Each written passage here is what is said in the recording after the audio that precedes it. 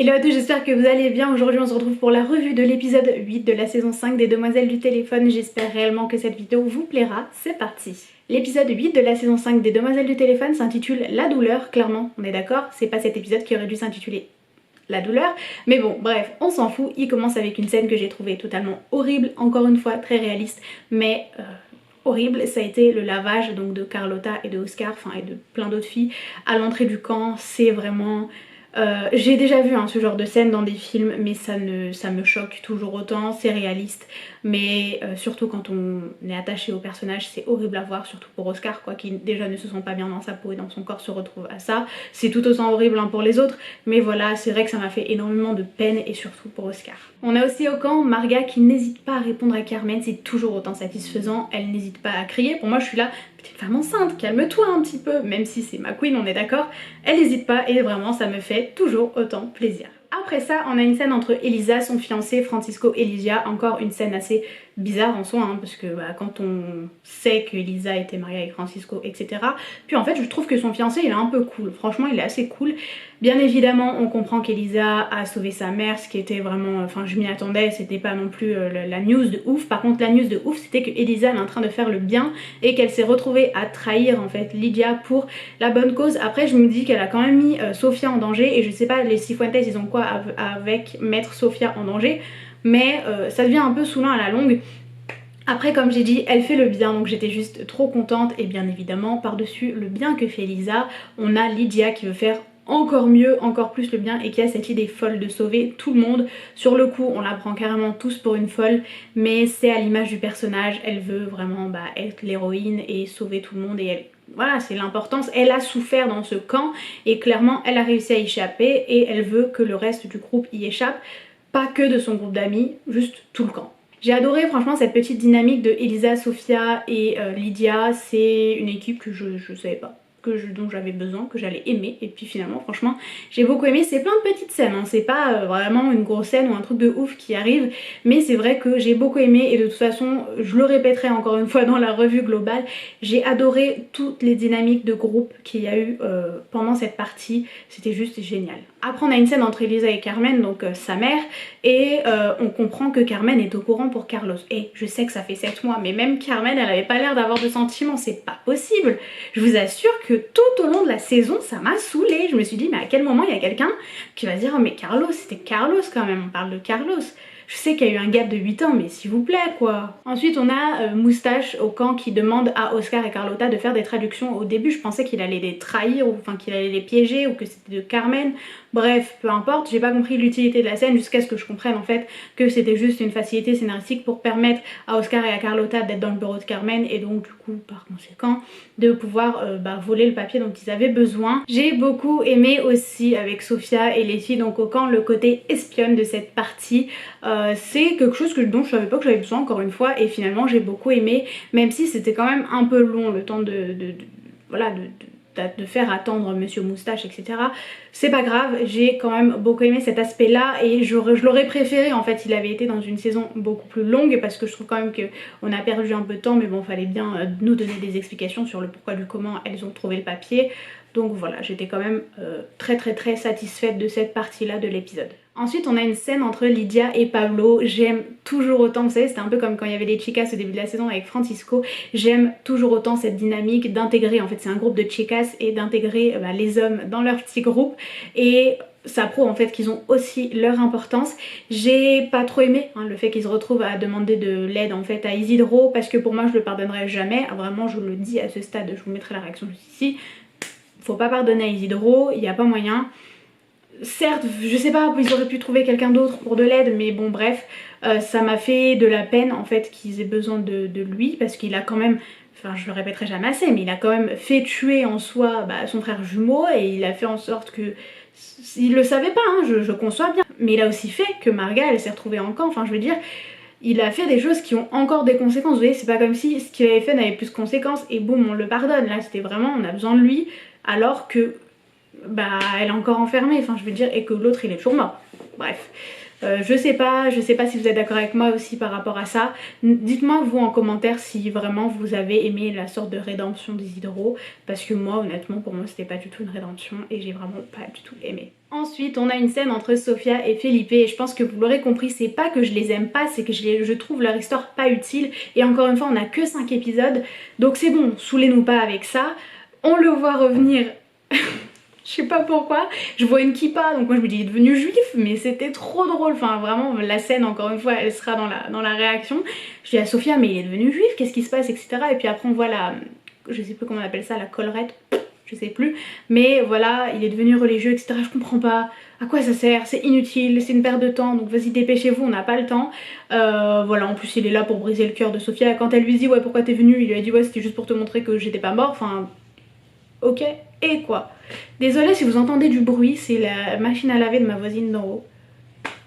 Il y a toujours un truc de toute façon. Ensuite on a une scène avec Sofia et ses parents et là Sofia ma copine et moi on n'a pas du tout compris, enfin clairement et ça s'est vu dans la réaction, en fait on n'a pas compris quand elle a dit oui je sais comment faire entrer quelqu'un dans le bâtiment. En fait on n'avait pas du tout compris qu'elle allait parler de Felipe parce que pour nous elle venait de se quitter, de break up avec Felipe, donc ils allaient pas se reparler en fait. Et lui il fait sa vie, elle fait sa vie.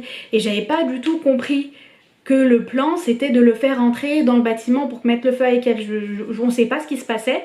Vraiment on n'a rien compris, vraiment sur le coup il a fallu que vraiment la scène elle passe quoi, puis j'étais ah non mais en fait il s'est passé ça pour ça, et en fait elle le fait entrer, elle a fait exprès, mais vraiment on a mis du temps à comprendre avec Sofia. Hein. En parallèle, bien évidemment, où il y a Sofia et Felipe qui sont en train de mettre le feu, on a les filles au camp qui font des discours, les filles et Oscar qui font des discours, j'ai adoré surtout celui d'Oscar, et en fait elles sont pas toutes dans la même pièce, enfin elles sont pas toutes dans la même section d'ailleurs, et elles sont tout autant déterminées et les discours sont magnifiques, et puis même moi j'étais déterminée, j'étais ouais c'est bon, ouais vous allez y arriver, enfin j'étais trop contente. J'adore encore une fois cette dynamique de groupe, cette dynamique de femmes, en plus elles sont entre femmes, c'est vraiment c'est girls power, on va y arriver, on va tout défoncer, on est les plus fortes, on va protéger les enfants, et j'ai vraiment adoré. Après on a bien évidemment la scène à l'opéra où on voit Camila etc. Il y a juste quelque chose qui m'a choquée, c'est que je pensais que Romero il était quand même puissant, vous voyez, et du coup le fait que personne ne le laisse entrer à l'opéra c'était assez bizarre pour moi, parce que je me dis même à cette époque peut-être qu'il y a un puissant colonel, vous voyez, enfin je sais pas si vous voyez trop ce que je veux dire. Pour moi ils avaient un peu accès à tout parce qu'on n'était pas dans une démocratie, c'était un peu, voilà, c'était un peu sauvage, et du coup pour moi l'armée, bah l'armée, quand tu vois quelqu'un de l'armée quoi, tu le laisses rentrer, et là en fait bah, il s'est pas laissé entrer, du coup je trouvais ça bizarre. Après j'étais contente hein, qu'il puisse pas rentrer comme tout le monde je pense. Et on a été introduit à du coup Camila, donc qui est interprétée par Valentina Cenere, qui au premier abord je l'ai juste détesté, vraiment son comportement je l'ai détesté, j'ai adoré son accent argentin je crois, mais j'ai vraiment pas aimé son personnage. Moi qui pensais qu'elle allait finir avec Carlos, et ben c'est loupé honnêtement, et je le veux avec personne en fait. Après voilà elle est amoureuse etc, mais enfin je m'en fous. C'est un personnage qui est introduit à 3 épisodes, 3 épisodes de la fin. Je veux juste qu'elle soit utile, et clairement bah, je vais pas forcément aimer son personnage, surtout au premier abord. En parallèle on a les chicas au camp donc qui font blocus. À ce moment là je me suis dit c'est bon, Oscar va mourir puisqu'il est là, passez-moi sur le corps et tout. Enfin je me dis c'est bon, c'est le moment, il va mourir, et on va perdre bah, du coup une de nos chicas et ça va juste me tuer. Et puis finalement non, du coup je suis bien contente. Ils sont... Tout arrive au bon moment, après voilà hein, c'est une facilité scénaristique, c'est tout ce que vous voulez, tout arrive au bon moment. En même temps qu'elles faisaient leur discours, on avait les deux autres qui mettaient le feu, donc c'était logique que ça allait bientôt arriver, et on voit juste les gens du camp totalement dépassés, et c'est super beau à voir. En parallèle on a Romero qui observe toujours autant, et on a une scène que j'ai trop aimée, c'est voir Lydia, enfin c'est une petite scène, hein, voir Lydia et Lisa vraiment bras dessus bras dessous, trop contente. Et bien évidemment pour gâcher cette scène il a bien fallu qu'il y ait quelque chose, et ce quelque chose c'était bien évidemment Carmen. J'étais au bout de ma vie, mais après je me dis qu'il fallait bien une scène où on est vraiment Carmen, Romero et au moins Lydia, parce qu'il fallait bien que quelqu'un dise eh oh, concrètement c'est pas Romero hein, qui a tué Carlos, et voilà c'était important, mais voilà ça a gâché un peu la vibe qu'il y avait, genre la vibe de ouais on y arrive, c'est bon, tout se passe bien, impeccable, et là boum. Et bon après vous me direz c'est une série mais il faut bien qu'il y ait un problème, mais voilà bref. Il y a un truc dont j'ai oublié de parler, j'y reviens juste vite fait quand même, c'est que les filles du camp, je parle pas de nos chicas, je parle des filles du camp, elles ont mis du temps à comprendre que la Sofia c'était la Sofia de Lydia. Vous voyez ce que je veux dire, qu'elle était de leur côté, alors que concrètement déjà il y a zéro discrétion parce qu'elle parle tout le temps avec eux, et que je veux dire ça se voit quoi. Enfin je veux dire c'est... J'ai pas trop compris quoi, genre en mode ah mais t'es de notre côté, bah oui, elle est de votre côté, ça se voit pourtant. Mais bon bref, ça c'était vraiment un léger aparté, je devais le dire avant mais j'ai oublié et j'ai pas envie de tout redire, mais bon bref, on s'en fout. La suite, donc j'étais là sur le fait qu'il y avait cette réunion en fait avec Romero, Elisa, etc. La scène, elle était tendue, clairement. J'ai rigolé, mais vraiment rigolé quand j'ai vu la canne pistolet de Carmen. Je sais pas qu'est-ce qui n'a pas rigolé d'ailleurs, parce que vraiment avec Sofia, on a trouvé ça hilarant.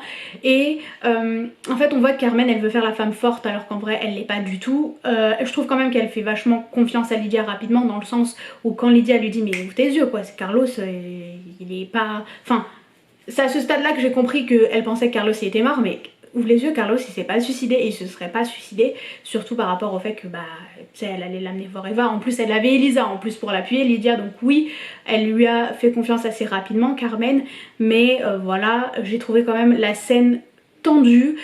J'étais là en mode qui est-ce qui va mourir, clairement Lydia elle allait pas mourir, mais des trois c'était sûr qu'elle allait avoir au moins un mort quoi. J'ai aimé cette révélation, je m'attendais, pour moi c'était la scène où Carlos aurait dû arriver par derrière en fait en mode non mais mon fils il est pas mort, genre cherche pas à comprendre, il est pas mort, il s'est passé ça.